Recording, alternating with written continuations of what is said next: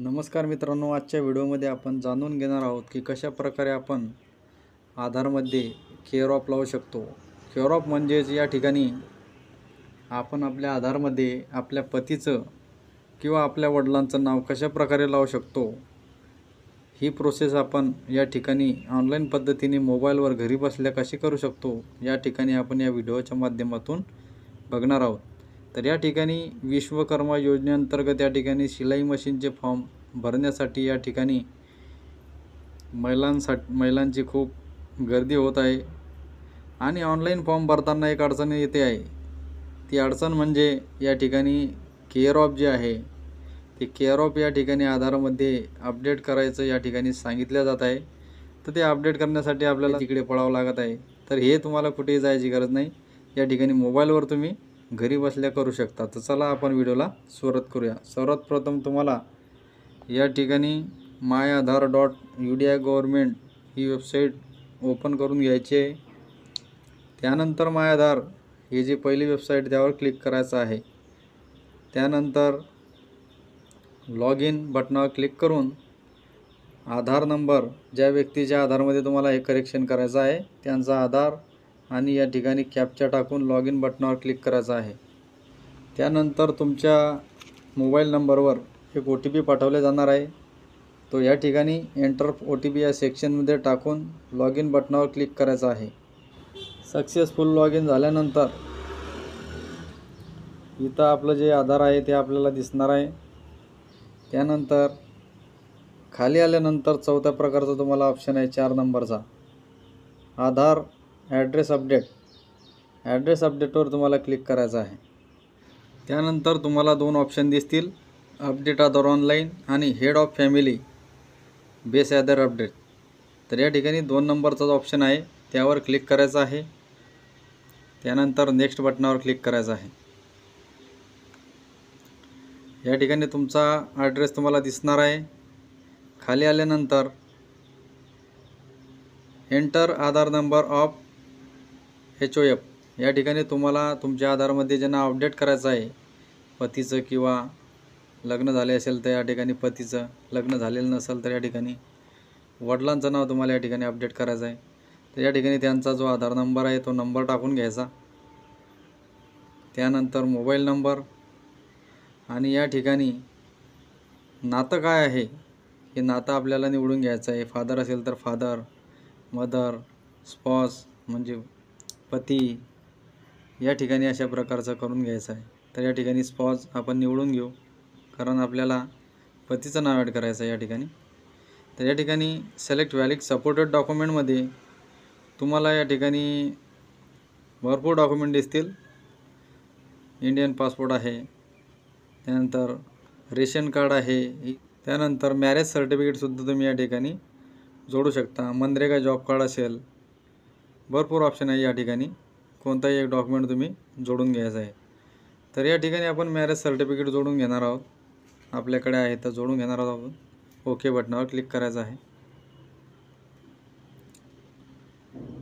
त्यानंतर view detail and supported डॉक्युमेंटमध्ये click केल्यानंतर अशा प्रकारचं एक पॉपअप येणार आहे।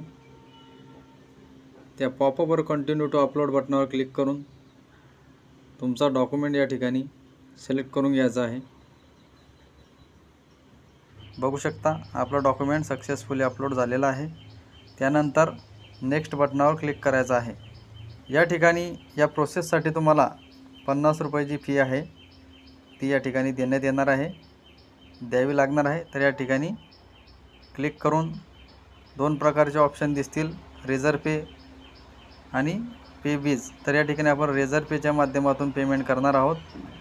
या ठिकाणी क्लिक करून मेक अ पेमेंटवर क्लिक करायचं आहे।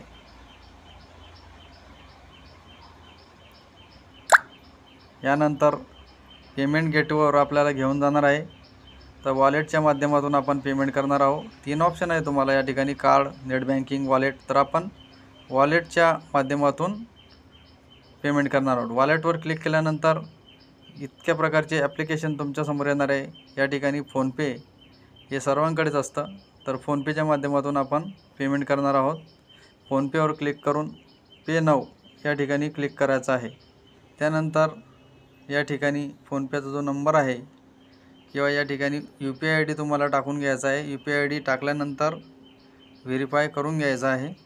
या ठिकाणी व्हेरीफाय झालेला आहे, पे बटनावर क्लिक करायचं आहे। यानंतर या ठिकाणी आपल्या फोनपेला एक रिक्वेस्ट गेलेली आहे, ती रिक्वेस्ट आपण या ठिकाणी ॲक्सेप्ट करणार आहोत।